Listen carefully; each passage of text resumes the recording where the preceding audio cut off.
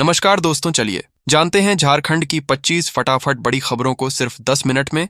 और हम लोग जानेंगे इस वीडियो में सभी सरकारी योजनाओं के बारे में, मनिया सम्मान योजना, वृद्धा पेंशन योजना और पीएम आवास योजना के बारे में। पर उससे पहले हमारे चैनल को सब्सक्राइब नहीं किया है तो सब्सक्राइब कर लें। झारखंड सरकार की मनिया सम्मान योजना के लाभुकों के लिए राहत की खबर है। क्रिसमस को देखते हुए नवंबर महीने की किस्त खातों में भेजी जा रही है। ज्यादातर जिलों में 2500 रुपए ट्रांसफर हो चुके हैं। कुछ जिलों में प्रक्रिया जारी है। सरकार ने भरोसा दिलाया है कि दिसंबर महीने की किस्त जनवरी में त्योहारों से पहले जारी कर दी जाएगी। रांची और आसपास के जिलों में ठंड बढ़ गई है।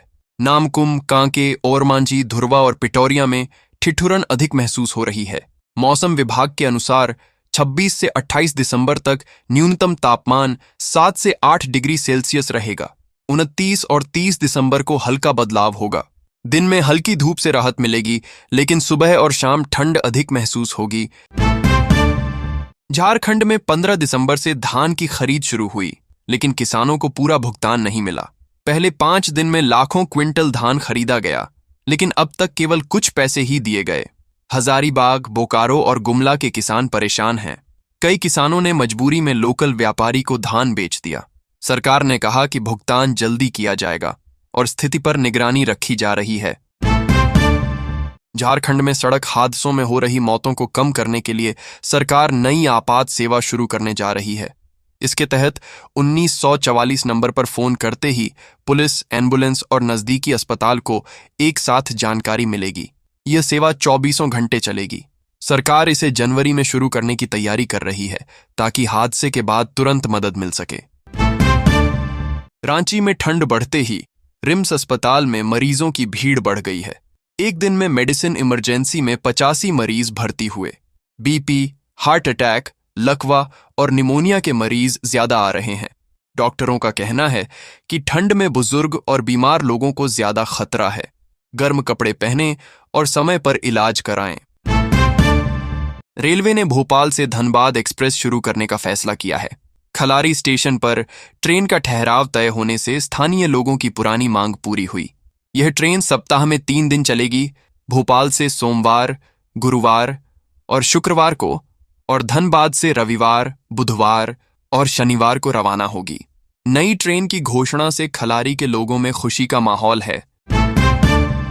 रांची में 30 दिसंबर को मुख्यमंत्री हेमंत सोरेन मोरहाबादी मैदान में सीजीएल परीक्षा में सफल युवाओं को नियुक्ति पत्र देंगे।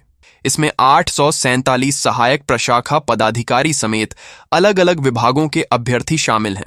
परीक्षा विवादों में रही, लेकिन 3 दिसंबर को हाई कोर्ट ने अधिकतर नियुक्तियों को मंजूरी दी। मामला अब सुप्रीम कोर्ट में है। झारखंड में महिलाओं के खिलाफ बढ़ते अपराध को लेकर बीजेपी नेता बाबूलाल मरांडी ने चिंता जताई है। उन्होंने कहा कि एसएससीआरबी रिपोर्ट के अनुसार वर्ष 2025 में अब तक 4294 मामले दर्ज हुए हैं। रांची में हालात सबसे खराब बताए गए हैं।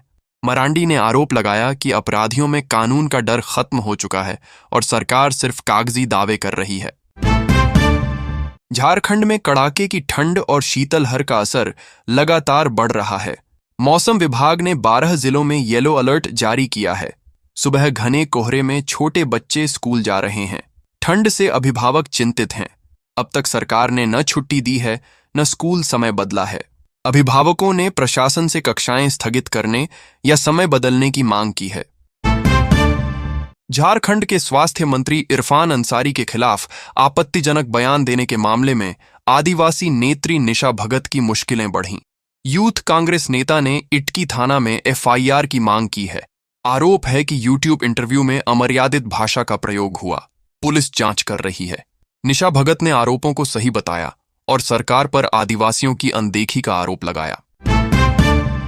रांची में पूर्व मुख्यमंत्री चंपाई सोरेन ने 2026 को जन आंदोलन का साल बताया।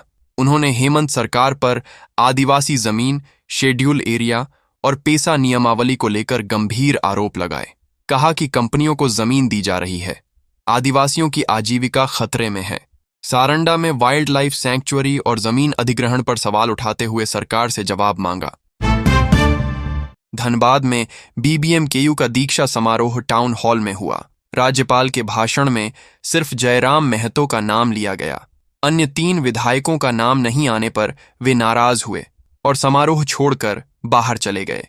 विवाद के बावजूद छात्रों को डिग्री और मेडल दिए गए और कार्यक्रम शांतिपूर्वक संपन्न हुआ। इस दौरान विश्वविद्यालय प्रशासन ने कहा कि व्यवस्था राजभवन तय करता है। मुख्यमंत्री हेमंत सोरेन ने कहा कि पेसा कानून लागू होने से जनजातीय क्षेत्रों में ग्राम सभा और पंचायतें मजबूत होंगी। इससे स्थानीय लोगों को अपने फैसले खुद लेने का अधिकार मिलेगा। उन्होंने कहा कि आदिवासी समाज ने जल, जंगल और जमीन की रक्षा के लिए लंबा संघर्ष किया है। पेसा नियमावली इसी संघर्ष का परिणाम है और यह कानून आने वाले समय में झारखंड के विकास में मील का पत्थर बनेगा। धनबाद के SNMMCH अस्पताल में काम कर रहे 400 से ज्यादा आउटसोर्स कर्मचारी वेतन को लेकर परेशान हैं। कर्मचारी पिछले 10 साल से सेवा दे रहे हैं, लेकिन उन्हें सिर्फ 15,000 रुपये मिलते हैं। न छुट्टी मिलती है, न इलाज की सुविधा। कर्मचारी समान काम के बदले समान वेतन और नौकरी की सुरक्षा की मांग कर रहे हैं।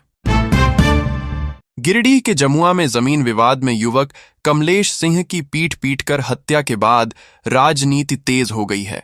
भाजपा प्रदेश अध्यक्ष बाबूलाल मरांडी पीड़ित परिवार से मिले और दोषियों को सजा दिलाने का भरोसा दिया।